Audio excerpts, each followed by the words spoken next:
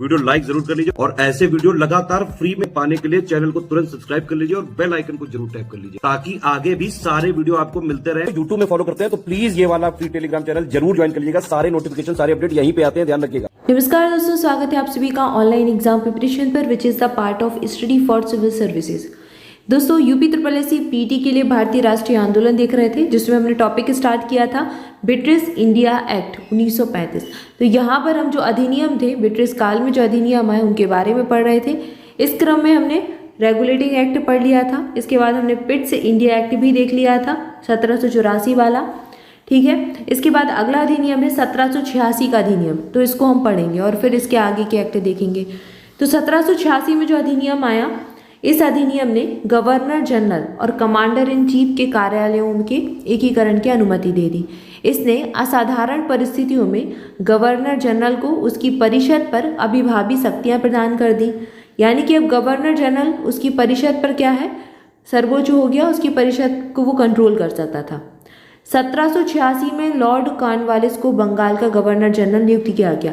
ये important fact है कि लॉर्ड कॉर्नवालिस बंगाल के गवर्नर जनरल कब बने, तो 1786 में इनको नियुक्त किया। उसने यह पद स्वीकार करने के लिए 2 शर्तें रखी। ये शर्तें क्या थी? उसे विशेष मामलों में अपने काउंसिल के निर्णयों को अभिभावी करने या फिर ना मानने का अधिकार हो, ठीक है। दूसरा शर्त इनकी थी, दूसरी शर्त या मांग रखी, उसे सेनापति अथवा कमांडर इन चीफ का पद भी दिया जाए। तो ये 2 शर्तें इन्होंने रखी बंगाल का गवर्नर जनरल बनने के लिए। तो यहाँ पर इनकी शर्तों को माना गया। अगला दिया गया, लॉर्ड कॉर्नवालिस को भारत में गवर्नर जनरल और कमांडर इन चीफ के रूप में नियुक्त किया गया था।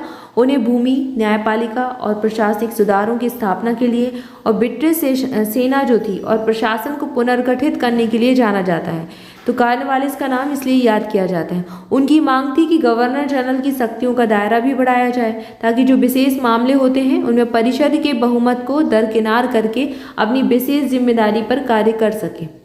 तो कुल मिलाकर ये चाहते थे कि कई सारी जो शक्तियां हैं, कई सारी जो पावर होती है वो सारी इनके हाथ में आ जाए ताकि जो सर्वोच्चता हो, जो निर्णय लेने की क्षमता, वो सब इन पर निर्भर हो, परिषद का कुछ भी बीच में रुकावट ना आए, ठीक है ना।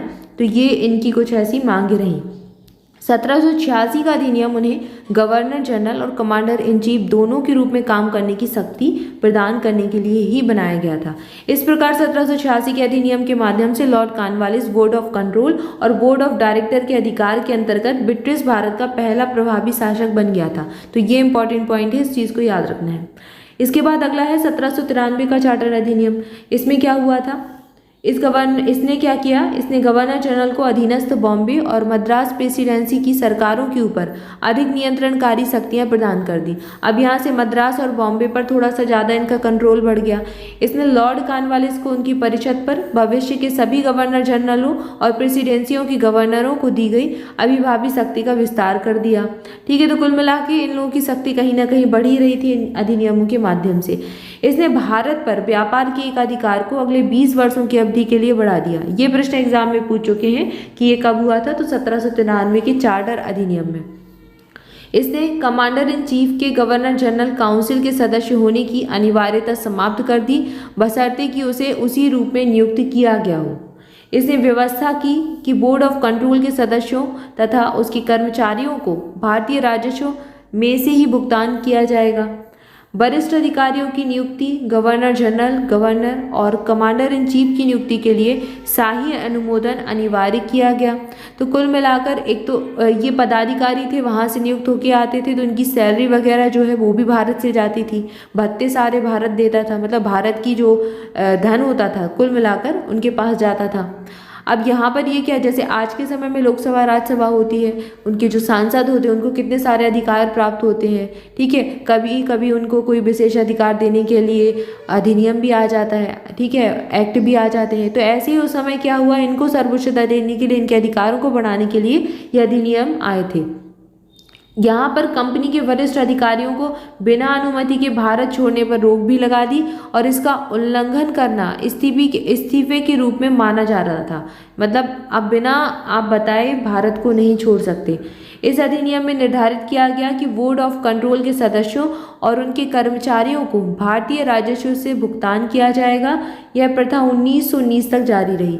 कंपनी को सालाना 5 लाख पाउंड का भुगतान ब्रिटिश सरकार को करना होता था, करने के लिए भी कहा गया। तो जो ईस्ट इंडिया कंपनी थी 5 लाख, उस समय देख रहे हैं ना 100-200 साल पहले 5 लाख रुपए का जो भुगतान है वो ब्रिटिश सरकार को ये देखते थे। तो उस समय तो 5 लाख पाउंड उस समय काफ़ी वैल्यू थी।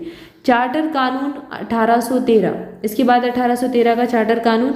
इस कानून ने कंपनी के व्यापार एकाधिकार को समाप्त कर दिया, यानी भारतीय व्यापार को सभी ब्रिटिश व्यापारियों के लिए खोल दिया। अब भारत का जो व्यापार है यहाँ पर और भी ब्रिटिश व्यापारी आकर भारत में व्यापार कर सकते थे। तो पहले तो एक कंपनी बस थी, अब पूरा खोल ही दिया कि आ जाओ, जिसको भी आना है वो आके व्यापार करो। लेकिन इस कानून ने चाय के व्यापार और चीन के साथ व्यापार में कंपनी के एकाधिकार को बहाल रखा। इसने भारत में कंपनी के क्षेत्रों पर ब्रिटिश क्राउन की संप्रभुता का दावा किया, यानी कि अब भारत में ब्रिटिश क्राउन की संप्रभुता थी। इसने लोगों को प्रभुत्व करने के उद्देश्य से ईसाई मिशनरियों को भी भारत में आने की अनुमति दी कि वो आएंगे, धर्म प्रचार करेंगे। तो यहीं से ईसाई मिशनरी जो थी वो भारत में आना शुरू हो गई। इसने भारत में ब्रिटिश क्षेत्रों के निवासियों के बीच पश्चिमी शिक्षा के प्रसार का भी प्रावधान किया। अब यहाँ से पश्चिमी शिक्षा मतलब जो अंग्रेजी भाषा है, पश्चिम की जो शिक्षा है उसका प्रचार प्रसार भी होने की बात कही गई। इस अधिनियम ने भारतीय साहित्य के पुनर्जन्म और विज्ञान की उन्नति के साथ साथ भारतीयों के ही नियंत्रण में उनकी शिक्षा के लिए अधिक जिम्मेदारी के लिए वित्तीय अनुदान की मांग भी की। इसके लिए इन्होंने 1 लाख रुपए अलग से व्यय करने का निर्णय लिया। तो यहाँ पर ये शिक्षा पर व्यय की बात भी करते हैं चार्टर कानून 1813 में। यह शिक्षा के लिए सरकार की जिम्मेदारी के सिद्धांत को स्वीकार करने की दिशा में पहला कदम था। मतलब यहाँ पर जब ये आए 1616 में आ रहे थे, ठीक है ना, उसके बाद से 1813 में इनकी आंखें खुलती हैं और फिर यहाँ पर ये शिक्षा की बात करते हैं। जब इतना व्यापार कर लिया और इतना सारा धन ले गए भारत से, उसके बाद यहाँ पर फिर शिक्षा की बात करते हैं। शिक्षा पर धन खर्च करने के लिए उन्होंने यहाँ पर कुछ प्रावधान रखे। इसके बाद आता है 1833 का चार्टर अधिनियम। तो पिछले अधिनियम में जो कानून बनाए गए थे उनको विनियम कहा जाता था, जबकि इस अधिनियम के तहत बनाए गए कानून को अधिनियम कहा जाने लगा। कंपनी के क्षेत्र के कब्जे के लिए 20 साल का पट्टा दिया गया और राजस्व संग्रह आगे विस्तारित था। हालांकि चीन और चाय के साथ व्यापार पर कंपनी का अधिकार समाप्त हो गया। मतलब जो 1813 में एक चीज़ रोक दी थी कि चाय का और चीन का जो व्यापार का एकाधिकार है वो कंपनी का रहेगा, तो वो भी यहाँ समाप्त कर देते हैं 1833 में। तो ये आपसे प्रश्न पूछा गया एग्जाम में कि चीन के साथ व्यापार और चाय का व्यापार जो है वो एकाधिकार कंपनी का कब समाप्त हुआ, तो 1833 के चार्टर अधिनियम में समाप्त हो गया था। इस अधिनियम के तहत बंगाल की गवर्नर जनरल को भारत का गवर्नर जनरल बना दिया और लॉर्ड विलियम बेंटिंग भारत के पहले गवर्नर जनरल यहाँ से बनते हैं। वेरी वेरी इंपॉर्टेंट है, याद रखना है। 1833 के चार्टर अधिनियम ने सिविल सेवकों के चयन के लिए भी एक खुली प्रतिस्पर्धा की प्रणाली शुरू करने का प्रयास किया। तो कुल मिलाकर जो कॉम्पिटिटिव एग्जाम होते हैं वो यहाँ से शुरू हो रहे थे, ठीक है ना। और कहा कि भारतीयों को कंपनी के तहत किसी भी स्थान, कार्यालय और रोजगार से वंचित नहीं किया जाना चाहिए। हालांकि निर्देशक मंडल के विरोध के बाद इस प्रावधान को नकार भी दिया। 1833 के एक्ट में एक वाणिज्यिक निकाय के रूप में ईस्ट इंडियन कंपनी ने एक शुद्ध प्रशासनिक निकाय बना दिया जो उसकी सभी गतिविधियों को समाप्त कर रहा था। यह प्रदान करता है कि भारत में कंपनी के क्षेत्रों को महामहिम उनके वारिस और उनके उत्तराधिकारियों के भरोसे में रखा गया था। अब यहाँ पर एक चीज़ और हुई कि ब्रिटिश भारत में केंद्रीकरण की दिशा में भी यहाँ पर अंतिम कदम था। भारत के लिए केंद्रीय विधायिका की शुरुआत हुई क्योंकि इस अधिनियम ने बॉम्बे और मद्रास के राज्यपालों को उसकी विधायी शक्तियों से वंचित कर दिया था। पहली बार गवर्नर जनरल को सरकार को भारत सरकार और उसकी परिषद को भारत परिषद के रूप में जाना जाता था। तो यहाँ पर भारत परिषद, भारत सरकार नाम आए।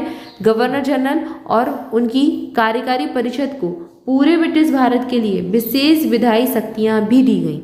तो ये सारी चीज़ें 1833 के अधिनियम में आती हैं। इसके अलावा गवर्नर जनरल की परिषद में एक कानूनी सदस्य को भी सम्मिलित किया गया। तो पहले जो 4 सदस्य शुरू में थे, फिर 3 कर दिए गए, यहाँ पे फिर चौथा सदस्य जोड़ दिया। सर्वप्रथम मैकाले को कानूनी सदस्य के रूप में शामिल किया गया था। इसके बाद अगला तथ्य मिलता है, भारतीय कानूनों के समेकन और संहिताकरण के लिए इस अधिनियम के तहत विधि आयोग की स्थापना भी की गई। तो विधि आयोग 1833 के चार्टर अधिनियम में बनाया गया था और कानूनी सदस्य भी यहाँ पर भारत परिषद में, जो गवर्नर जनरल की परिषद होती थी, उसमें जोड़ा गया। ठीक है, तो ये सारे प्रावधान यहाँ पर 1833 के अधिनियम से आते हैं, इंपॉर्टेंट है। कई सारी चीज़ें एग्जाम में ऑलरेडी पूछी जा चुकी हैं और कुछ और पूछा जा सकता है, तो ध्यान से इसको एक बार जरूर देख लें। आज की वीडियो में इतना ही। इसके आगे के जो अधिनियम है वो हम नेक्स्ट वीडियो में देखेंगे। तब तक के लिए आपसे भी चैनल के साथ जुड़े रहें। वीडियो को लाइक जरूर कर दें, चैनल को सब्सक्राइब भी कर दें। मोर अपडेट के लिए टेलीग्राम ग्रुप ज्वाइन कर सकते हैं, लिंक आपको डिस्क्रिप्शन में मिल जाएगी। स्वस्थ रहें, मस्त रहें, मुस्कुराते रहें, पढ़ाई करते रहें। Thank you for watching this video. Thank you so much.